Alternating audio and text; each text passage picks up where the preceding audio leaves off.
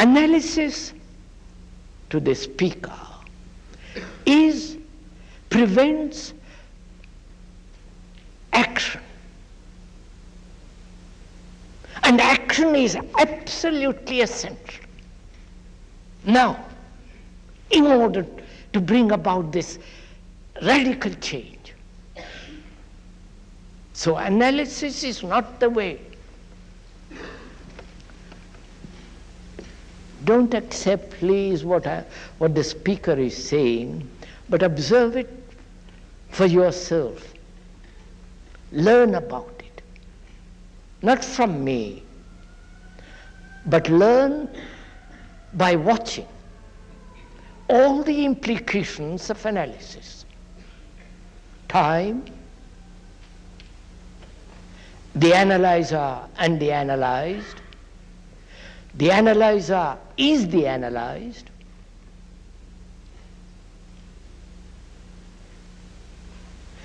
and each analysis must be complete, otherwise it distorts the next analysis.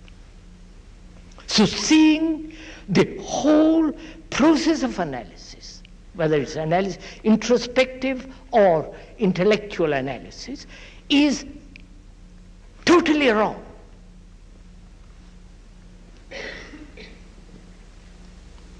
It is not the way out. It may be necessary for those who are somewhat or greatly unbalanced, and perhaps most of us are unbalanced. So, that's not the way out. So we must find a way of observing the whole content of consciousness without the analyzer. You're following this? You know, it's a great deal, this is great fun if you go into this. Because you have then reject totally everything that man has said.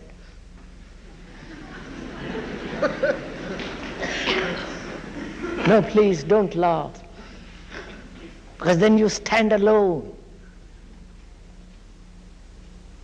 Then you find out for yourself, it'll be authentic, real, true. Not dependent on any professor, any psychologist, any analyst, and so on and so on.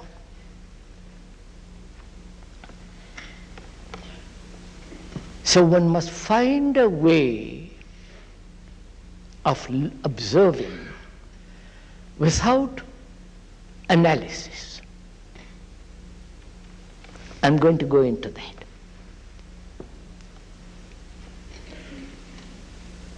I hope you don't mind my doing all this, do you? No. This is not a group therapy.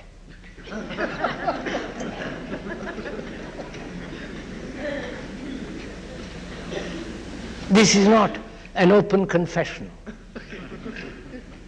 This is not that the speaker is analyzing you or making you change or becoming marvelous human beings. You have to do this yourself. And as most of us are second-hand or third-hand human beings, it's going to be very difficult to put away totally all that has been imposed on our minds by the professionals, whether religious professionals or the scientific professionals. We have to find out for ourselves.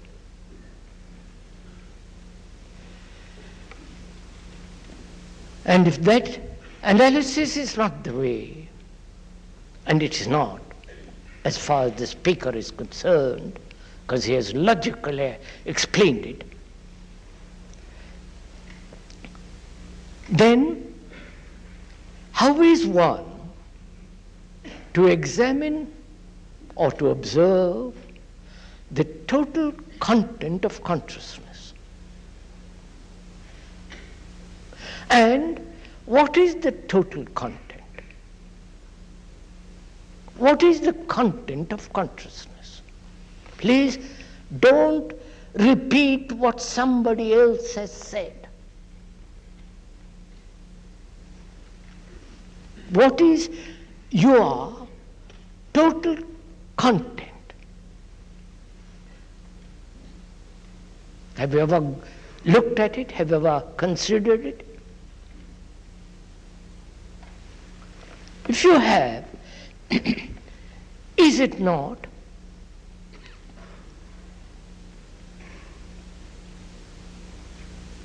the various recorded incidents, happenings, pleasurable and non-pleasurable, various beliefs, traditions, the various individual recollections, memories, and the racial family memories, the culture in which one has been brought up, all that is the content, isn't it?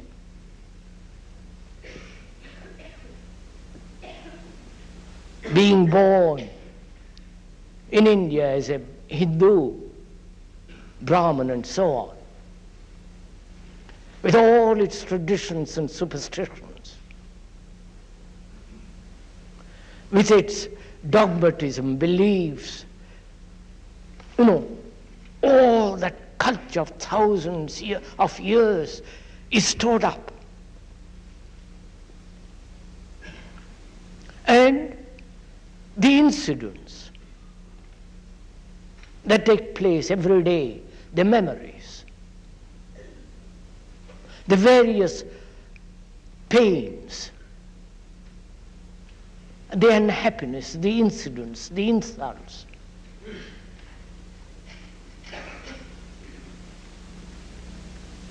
all that is recorded.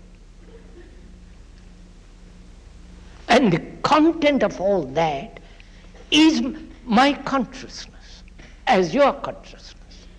You, as a Catholic Protestant, living in this Western world with this search for more and more and more,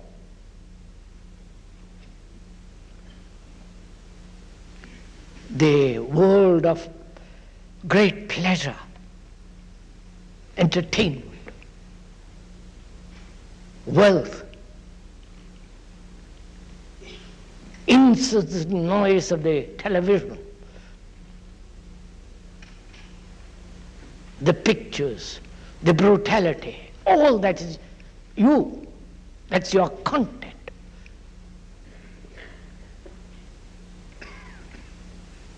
And how is all that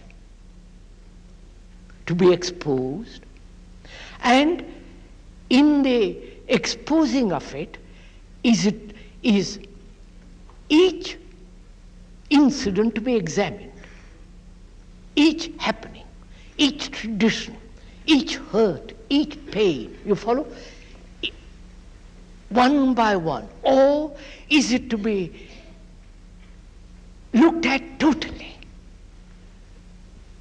You're following all that?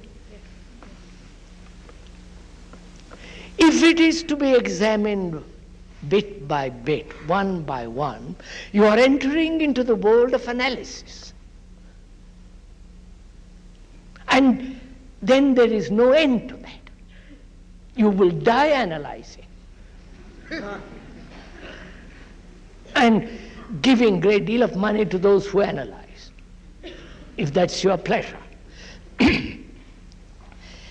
Or is it to be looked at totally?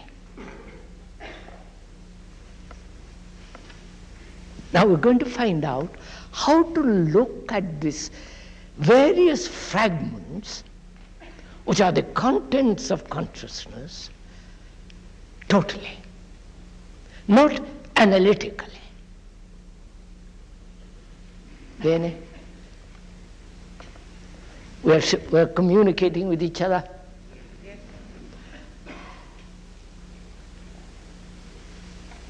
So we're going to find out how to observe in which there is no analysis at all. That is, we have looked at everything, at the tree, at the cloud, at your wife and your husband, the girl or the boy, everything as an observer and the observed. Right? Please do give little attention to this. You have observed your anger, your greed or your jealousy, whatever it is, as an observer looking at greed. The observer is greed, but you have separated the observer because your mind is conditioned to the analytical process. Therefore, you are always looking at the tree, at the cloud, at everything in life as an observer and the thing observed. Have you noticed it? You look at your wife through the image which you have of her. That image is the observer. That image is the past. That image has been put together through time. And the observer is the time, is the past, is the accumulated knowledge of the various incidents and accidents and happenings, experiences, so on. That observer is the past, and he looks at the thing observed as though he was not of it but separate from it. Now, can you look without the observer?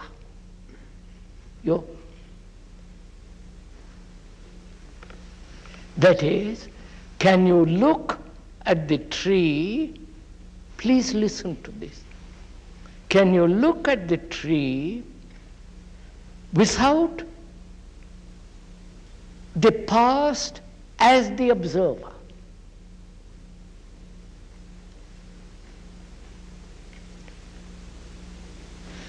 That is, when there is the observer, then there is space between the observer and the observed, the tree. Right? That space is time, because there is a distance. That time is the quality of the observer, who is the past,